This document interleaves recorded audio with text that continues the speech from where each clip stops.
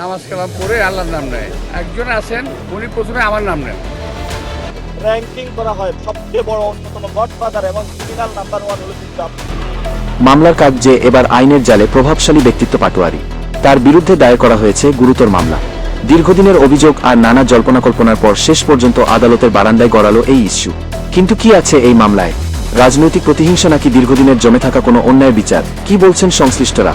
নির্ভরযোগ্য সূত্রে জানা গেছে, পাটোয়ারির বিরুদ্ধে এখানে মামলার কারণ বলতে পারিস, যেমন দুর্নীতি ও ক্ষমতার অপব্যবহার ও পুরানো কোনো ঝামেলা, এর অভিযোগে এই মামলাটি করা হয়েছে। বেশ কিছুদিন ধরেই তার কর্মকাণ্ড নিয়ে সাধারণ মানুষের মধ্যে কানাঘুষা চলছিল। তবে এই মামলার পর পাটোয়ারি শিবিরে শুরু হয়েছে চরম অস্বস্তি। অনেকেই মনে করছেন এই মামলার মাধ্যমে তার রাজনৈতিক ক্যারিয়ার বড় ধরনের ঝুঁকির মুখে পড়তে পারে। আবার তার সমর্থকদের দাবি এটি কেবলই তাকে হেনস্থা করার একটি ষড়যন্ত্র। তবে মামলার এজাহারে যেসব তথ্য উঠে এসেছে তা যদি সত্যি প্রমাণিত হয়, তবে বর্ষর শাস্তি হতে পারে এই প্রভাবশালী। আইনের ঊর্ধ্বে কেউ নয়, এটাই কি তবে এবার প্রমাণ হতে যাচ্ছে, নাকি আগের মতোই ধামাচাপা পড়ে যাবে সবকিছু?